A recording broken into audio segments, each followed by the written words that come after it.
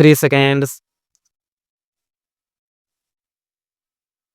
महानगरों के तीव्र विस्तार, औद्योगिकीकरण और जनसंख्या वृद्धि ने प्रदूषण की समस्या को अत्यधिक गंभीर बना दिया है।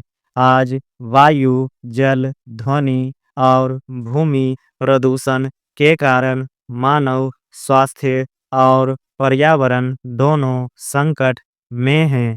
शुद्ध और स्वच्छ जल जीवन के आधार हैं, परंतु वर्तमान में दोनों ही दूषित होते जा रहे हैं।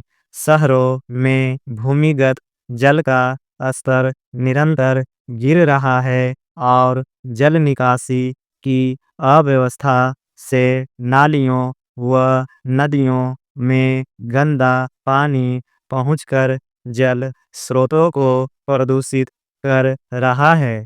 कारखानों से निकलने वाले रासायनिक पदार्थ, डिटर्जेंट, कीटनाशक द्रव्य आदि नदियों के जल को विषैला बना देते हैं। नदियों का यही प्रदूषित जल जब भूमिगत स्रोतों में पहुंचता है तो पेयजल भी अस्वच्छ हो जाता है। इससे जल जनित रोग जैसे हैजा, टाइफाइड, पीलिया आदि फैलते हैं। महानगरों में उद्योगों, कारखानों, रेल इंजनों, घरों के ईंधन और विशेष रूप से वाहनों का स्तर बढ़ा देता है। स्कूटर, मोटर कार, बस, ट्रक आदि वाहनों से निकलने वाला कार्बन डाइऑक्साइड, सल्फर डाइऑक्साइड और सीसा वायु को प्रदूषित करते हैं। परिणाम स्वरूप श्वसन रोग, अस्थमा, फेफड़ों का कैंसर, एलर्जी, खांसी, जुकाम जैसी बीमारियां तेजी से फैल रही है। ध्वनि प्रदूषण का स्रोत भी यही वाहन, लाउडस्पीकर, औद्योगिक मशीनें और जनसंचार के साधन हैं। लगातार शोर से मानसिक तनाव, अनिद्रा और हृदय संबंधी रोग बढ़ रहे हैं।